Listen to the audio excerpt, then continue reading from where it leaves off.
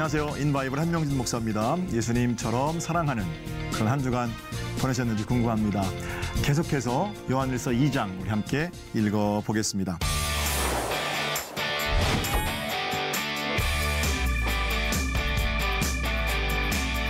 감리교신학대학교에서 종교사회학을 가르치셨던 이원규 교수께서 쓰신 힘내라 한국교회라는 책이 있습니다.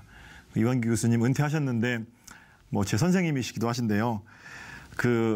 그분이 쓰신 힘내라 한국교회, 거기서 통계 자료를 하나 제가 인용해 드리길 원하는데, 지난 50년 동안 한국교회 성장은 가히 폭발적인 것이었다라고 쓰고 계시고요. 불과 반세기 동안 교회 수가 12배 증가했고 5천 개에 불과하던 한국교회가 6만 개에 이르게 됐습니다. 교인들의 수는 60만 명에서 860만 명이 됐어요. 그러니까 엄청난 일이죠. 그런데 50년 동안은 그런 놀라운 성장을 이뤘는데 그 50년 중에서 최근 10년간의 통계만 따로 떼어 생각해보면 전혀 다른 내용들이 보입니다. 10년 전에 875만 명이었던 교회가 860만 명으로 오히려 15만 명이 줄었고요. 지금 제가 말씀드리는 통계도 좀 오래된 통계니까 아마 지금은 그 감소되어지는 추세가 더 좀 빠를 거다, 그런 생각도 해보게 되고요. 전체 인구 대비 개신교율이 그때까지만 해도 벌써 한 2% 정도 줄었다는 거예요. 숫자만 줄어든 게 아니고 양적 침체를 겪는 지난 10년 동안, 물론 지금은 15년, 20년이 됐겠죠. 한국 교회의 공신력이 바닥까지 떨어졌습니다. 양적 침체를 겪은 것과 무너진 신뢰, 이 사이에는 상관관계가 사실은 있죠. 그런데 초창기에, 그러니까 기독교인이 국민의 0.1%에 불과할 그때 기독교는 알 수 없는 서양 귀신을 믿는다는 이유로 많은 핍박을 받았음에도 불구하고 아주 특이한 기록이 있는데요. 믿는 사람을 박해하던 사람들이 그때 자신의 동전 지갑, 돈 지갑 이런 것들은 전부 기독교인들에게 맡겼다고 그럽니다. 그 사람들은 예수라는 알 수 없는 신을 믿기는 하지만 자신들의 돈을 믿고 맡길 만큼 정직한 사람들이었기 때문입니다. 그러나 지금은 전 국민의 20% 내지는 25%가 그리스도인임에도 불구하고 세상이 교회를 그렇게 신뢰하는가? 저는 그렇게 생각할 수가 없어요. 기독교인, 그러면 기도하는 사람들, 진실한 사람들이라는 이미지보다 좀 시끄러운 사람들, 이기적인 사람들이라는 이미지가 그 사람들 사이에서는 강한 것 같아요.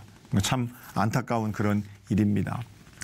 그럼에도 불구하고 여기저기 눈을 조금만 돌려보면 참 좋은 사람들이 많이 있거든요. 좋은 사람들이 많고 좋은 그리스도인들, 믿음으로 살아보려는 사람들이 많음에도 불구하고 교회를 비판하려는 소리들도 너무 많다는 사실에 우리는 깜짝 놀라게 됩니다. 가끔은 인터넷 뉴스 이런 데 올라와 있는 글들을 보면 이 교회를 파멸시키려고 달려드는 것처럼 보이기도 합니다. 문제가 발생하면 전부 기독교인들 때문이라는 그런 댓글들도 많고요. 모든 잘못의 원인을 기독교에서 찾으려는 사람들도 있어요. 그러나 우리가 더 잘 살아야 하는 것은 분명하죠. 그러나 100번 고쳐 생각해봐도 그런 욕을 다 들어먹을 만큼 한국교회가 정말 타락한 집단인가? 저는 그렇지 않다고 생각하거든요. 기독교 윤리실천위원회가 약 10년 전에 2009년도 자료를 조사했는데 한국 내 복지시설의 45%, 지역아동센터의 55%, 대북 민간 지원 40%를 개신교회가 감당하고 있습니다. 비록 아파서, 지금은 통계가 더 많아졌을 거예요. 아파서 신음하고 있을지언정 한국교회는 이 나라의 위기 때마다 언제나 힘을 모아서 그 위기를 넘는 일에 앞장서 왔어요.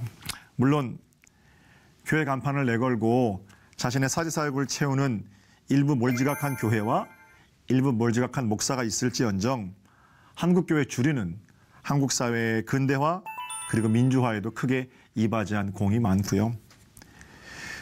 그래서 제 생각에는 한국교회를 향한 비판을 가슴 아프지만 겸허히 받아들이고 수용해서 우리가 고칠 거 고쳐야 하지만 또 다른 한편으로는 오해, 억측, 모함 이런 것들을 잘 분별해서 거기 휘둘리면 안 되겠다. 그런 생각도 해보게 됩니다. 자, 제가 서론이 너무 긴데 좀만 더 말씀드리면 이 과정에서 정말 참기 어려운 게 있어요. 어떤 거냐면 자기 자신도 한국 개신교회의 일원이면서 있는 대로 한국교회가 가지고 있는 아픔, 상처 이런 것들을 후벼 파는 사람들입니다. 교회의 아픔을 마치 자신과는 아무 상관이 없는 것처럼 비판하고 떠드는 사람들도 있어요. 그 사람들이 잘 쓰는 무기가 바로 조롱과 비아냥입니다. 스스로 한국교회에 도망병, 낙오병 이런 걸 자처하면서 자기들이 쏟아놓는 조롱과 비아냥을 해악과 풍자라고 말합니다. 그러나 정작 교회 때문에 한 번도 아파하지 않고 교회 때문에 한 번도 눈물 흘리지 않은 사람들이죠. 하나님 앞에 내가 어떤 존재인지 그 사람들은 그런 거 관심 없습니다. 대중을 선동하고 그걸 하나님의 뜻이라고 말하려는 사람들이죠. 교회가 받은 상처에 소금을 뿌리고 희희낙낙하는 사람들. 저는 그런 사람들을 동료라고 부르기가 참 안타깝고요. 참기 어려운 무리들이기도 합니다. 어려서부터 교회는 어머니라고 저는 배웠습니다. 우리 모두가 어머니의 품에서 자란 것처럼 오늘날 하나님을 향한 우리의 모든 고백은 교회에서 잉태되어졌고 교회에서 만들어진 것입니다. 교회는 생명이기 때문에 교회가 좀 아플 수 있습니다. 어머니가 아플 때 자식이 어떻게 합니까? 병원에 모시고 가죠. 나으실 때까지 함께 아파하는 것이 좋은 자녀예요. 그런데 어떤 자녀들은 아파서 신음하는 어머니를 두고 그러게 왜 그러셨어요? 그거 하지 말라니까? 이렇게 따지기만 하는 자녀들이 있어요. 그런가 하면 어떤 자식들은 그 아픔을 떠벌리고 조롱하고 비아냥거리기까지 합니다. 이건 자식이라는 이름은 있지만 자식은 아닌 거죠. 병든 어머니가 팔이 쓸수없게 됐으면 그래서 팔을 잘라야 합니다. 만약에 의사가 그랬어요. 그러면 진짜 효도하는 자녀 어떻게 합니까? 선생님, 회복의 일은 없겠습니까? 우리 어머니 팔 진짜 잘라야 합니까? 이게 아들의 자세고 딸의 자세지요. 아니 그걸 왜 빨리 안 자릅니까? 이거는 화내는 건 자식 아니잖아요. 어떤 자식들은 그 잘라도 죽을 텐데 뭘 자릅니까? 그렇게 하는 것은 사실은 더 가슴 아픈 일이고요. 교회를 사랑하지 않는 겁니다. 명심하셔야 될 것은 아픈 어머니도 내 어머니고요. 아픈 교회도 내 교회입니다. 그래서 그런 마음으로 제단을 붙들고 기도하는 사람들, 그런 사람들이 하나님의 자녀임을 생각해 볼 때 그렇지 않은 모습들에 대해서는 마음이 아픈 거예요. 그렇습니다. 한국교회를 향한 칭찬보다는 비판이 많은 시대에 저와 여러분이 삽니다. 때로는 듣지 않아도 될 소리를 교회가 듣습니다. 그래서 오늘은 아파하는 한국교회를 향해서 하나님께서 주시는 위로와 격려를 함께 나눠보고 싶습니다. 한번 따라해 보실게요. 힘내라. 힘내라. 한국교회. 한국교회. 할렐루야. 네. 한국교회를 향한 위로의 메시지는 교회 건물을 향한 거 아니지요. 한국교회 구성원인 저와 여러분들을 향한 위로와 격려입니다. 자, 요한일서 2장 계속 살펴볼게요. 사도 요한은 하나님과의 동행의 자리로 저와 여러분을 초청하고 있습니다.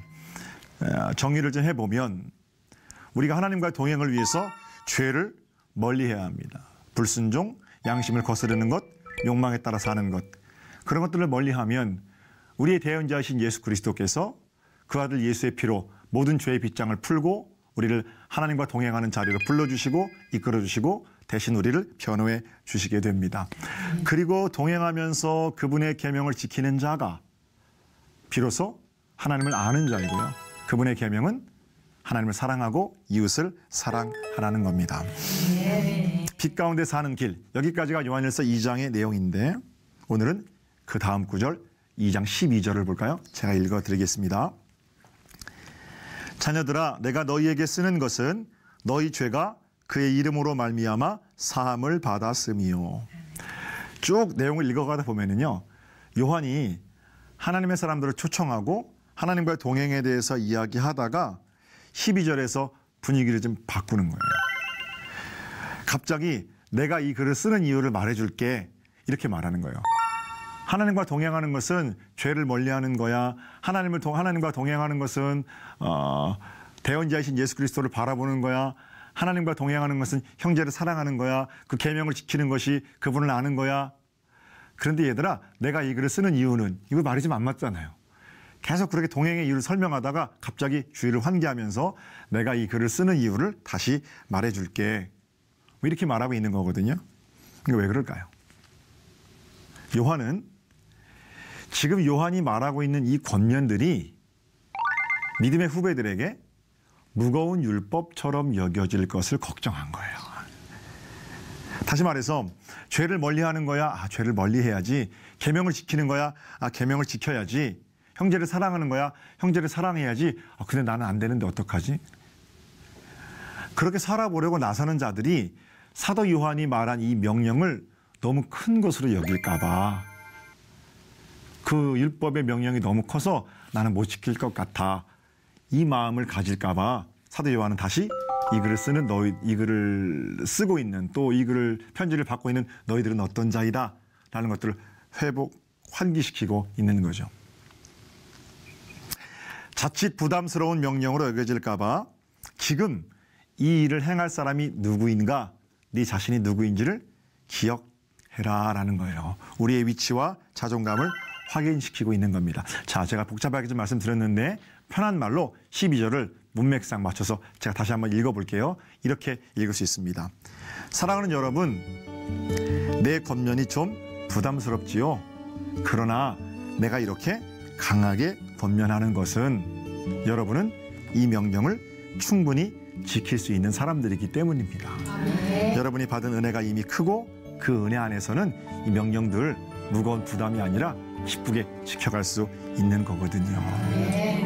우리 요한일서 첫 번째 시간에 뭐라고 말씀드렸어요? 그리스도인의 소속감. 그거 가지고 있으면 이 명령들은 무거운 것이 아니라 오히려 우리를 기쁘게 살 수 있는 하나님의 선물, 초청이 된다라는 거죠. 중간고사 이제 기간이 됐죠, 학생들이. 그죠? 중간고사 지났나요? 어쨌든 중간고사를 좀 있으면 볼 텐데, 한 번은 저희 딸아이가 어릴 때 시험을 보고 와서 얼굴이 아주 시무룩해요. 왜 그러냐고. 그러니까 아빠 공부를 열심히 한 것 같은데 시험 성적이 잘 안 나왔어. 부모도 속상한데, 그럴 때 여러분 어떻게 아이에게 새로운 용기를 주십니까? 두 가지 행동이 있어요. 첫 번째는, 그래, 오늘 시험 못 봤으니까 내일부터는 더 잘 볼 수 있을 거야. 이게 첫 번째 마음가짐이고요. 모두 이런 마음이면 얼마나 좋겠어요. 어떻게 마음 푸냐면, 오늘 망쳤는데 어차피 망친 시험 대충, 이런 생각도 가능합니다. 그러면 첫날 시험을 못 보고 와서 실망한 아이를 다시 책상에 앉힐 수 있는 방법이 뭐예요? 네가 그렇지 뭐, 어쩐지 이번엔 열심히 한다고 했다, 그래서 너 못 할래, 이거 가지고는 애가 책상에 앉을 방법이 없어요. 이건 아이 가슴에 못을 박는 거고, 누가 그런 말 듣고 공부할 마음이 나겠어요. 실망한 아이에게는 이렇게 말해줘야 돼요. 넌 꽤 괜찮은 학생이다. 시험 문제 한두 개로 인생 결정되는 게 아니다. 너 지금 잘하고 있다. 자존감이 높아져야 다가올 시험 앞에 당당히 설 수 있는 거죠. 마찬가지로 사도 요한도 지금 사도 요한이 낸 어떤 권면들이 시험 문제 같은 거예요. 형제 사랑하는 일도, 죄를 멀리하는 일도, 계명을 지키는 일도, 하나님과 동행하기를 앞두고 있는 우리들에게, 번번이 노력하며 나섰지만 실패하고 넘어지고 자빠지는 우리들에게 넌 잘할 수 있다라는 거예요. 거룩한 자존감을 가지라는 거예요. 네가 누구인지를 다시 기억하라는 거예요. 그러니까 이 권면이 사실은 우리에게 얼마나 힘을 주고 용기를 주는 말씀입니까? 네가 지금 두려워하는데 그 시험 앞에서 네가 누군 줄 아느냐, 뭐 이런 얘기죠. 너는 예수의 이름으로 죄가 사함받은 자라. 자랑스러운 그리스도인임을 잊지 말아라. 할 수 있다, 격려하는 겁니다. 자, 그러면 구체적으로 어떻게 위로하고 있는지 간단하게 3가지 정도로 요약해 볼게요. 사도 요한이 말하고 있는 우리의 정체성. 첫 번째, 우리는 죄 용서를 받은 사람들입니다. 죄가 어찌하지 못하는 사람들이에요. 우리 몇 번 말씀드립니다만 이 과정에서 누구를 조심해요? 니골라당을 조심해야 돼요. 똑같아요. 우리가 말하는 죄가 없다라고 말하는데, 니골라당처럼 죄 없는 상태가 되었다라는 것을 의미하는 것은 아니에요. 하나님이 우리를 죄 없는 것으로 여겨주신다라는 말입니다. 무슨 짓을 저질러도 죄가 안 된다 이게 아니고 여전히 육신을 입고 사는 동안에는 죄 가운데 있지만 죄의 지배를 받지 않고 죄의 권세로부터 구별되었고 죄의 책임감으로부터 자유롭게 되었다라는 그런 뜻이죠. 우리 안에도 여전히 싸워야 할 죄의 문제는 남아 있습니다. 그러나 그 죄가 우리를 어찌하지 못합니다. 이것이 저와 여러분의 자존감입니다. 시시하게 죄에 걸려 넘어지지 않는다는 거예요. 한국 개신교회 아픔이 있죠. 문제가 있죠. 그러나 은혜 안에 거룩하게 살아보려는 사람들이 훨씬 더 많습니다. 저는 아직도 예수 믿는 것 때문에 손해보고도 기뻐하는 그런 사람들이 많다고 생각합니다. 죄 많은 세상 속에서 세상이 말하는 가치와는 좀 다르게 살아보려고 하나님 나라의 뜻이 무엇인가를 분별하며 물으며 살아가려는 사람들이 많다고 생각하고요. 아직도 떨쳐내야 할 부분 또는 고침받아야 할 부분이 많지만 조심스럽게 우리는 도덕적인 부분에서도 평균 이상은 아닌가 그렇게 생각하고요. 죄를 자백하고 깨끗하고 의롭게 살아보려고 몸부림치는 사람들이 교회 안에는 모여 있다고 저는 생각해요. 그래서 저는 그런 분들하고 신앙생활하고 그런 분들하고 목회하기 때문에 행복합니다. 죄의 권세로부터 자유롭고 죄의 책임감으로부터 자유로운 복 있는 여러분들로 승리하시기를 우리 주님의 이름으로 축복합니다. 두 번째 우리는 어떤 자들인가? 13절 하반절입니다. 13절 청년들아 내가 너희에게 쓰는 것은 너희가 악한 자를 이기었음이라. 네. 할렐루야. 네. 우리가 하는 싸움은 이미 예수께서 이기신 싸움이에요. 지난 주간 제가 형제를 사랑하십시오라고 설교했는데 한 주간 어떠셨어요? 형제를 뜨겁게 사랑하고 살고 여기 오셨습니까? 해보려고 했는데 잘 안 될 수는 있어요. 그죠? 그런데 그건 그냥 설교고 이런 모습만 아니면 되는 거예요. 청년한 사람이 저한테 와서 목사님 말씀 듣고 설교 들을 때는 참 감동도 있고요. 다 결단도 하고 그러는데 여전히 교회 밖에서 실천이 잘 안 돼요. 미워하던 사람 계속 미워하고 짓던 죄 계속 짓고 그래서 괴로워요. 저는 왜 안 되는 거죠? 제가 그래서 그 얘기를 듣고 나서 이렇게 말했습니다. 그래도 너는 80점은 되잖아. 진짜 문제는 뭐냐면 어떤 말씀이 선포되든지 그 말씀하고 아무 상관없이 살다가 일주일 만에 다시 예배당에 나와서 나는 아무 문제가 없는 사람이에요. 이렇게 앉아있는 그게 문제지. 정작 너는 아무 문제가 아니야.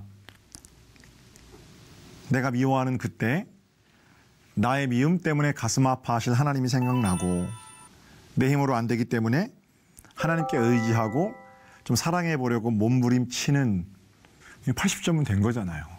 100점으로 완벽하게 사랑하지 못해도 내가 어디가 문제라는 것을 알고 엎드리면 하나님 세임 주시는 게 믿는 사람들의 어떤 사랑법일진데 최소한 80점 이상은 되는 것 맞죠? 그래서 그렇게 얘기하니까 청년이 목사님 정말 그런가요? 그 한마디에 얼굴이 확 펴지는 거죠. 그래서 제가 마지막에 한마디 더 했습니다. 자존감을 가지고 십자가만 바라보자. 예수께서 이기신 싸움 그거 이미 하고 있는 거고요. 우리도 십자가를 바라볼 때 그 싸움의 승리의 대열에서 노래하면서 이긴 자답게 승리와 평강을 살아갈 수가 있는 거죠. 자, 마지막으로 우리가 누군가? 우리는 하나님이 누구신지 예수 그리스도가 누구이신지를 알고 있는 자들입니다. 이미 제가 여러 번 말씀드렸어요. 13절과 14절에는 알고 있다. 자꾸 요한이 우리가 뭘 알고 있다 이렇게 말하는데 우리가 알고 있다라는 그 동사의 시제가 전부 다 완료 시제예요. 그러니까 이미 우리가 알고 있다 이렇게 번역하는 것이 더 원문에 충실한 번역이에요. 뭘 알고 있다는 겁니까? 십자가에 달리신 그분이 하나님의 아들 예수 그리스도이심을 우리는 알고 있다라는 겁니다. 나도 그분을 알고 그분도 나를 알고 계시죠. 생각하면 생각할수록 이건 진짜 큰 위로예요.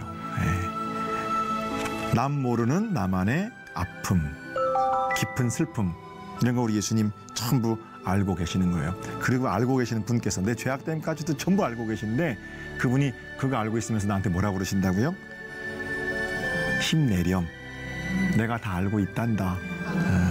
얼마나 감사합니까?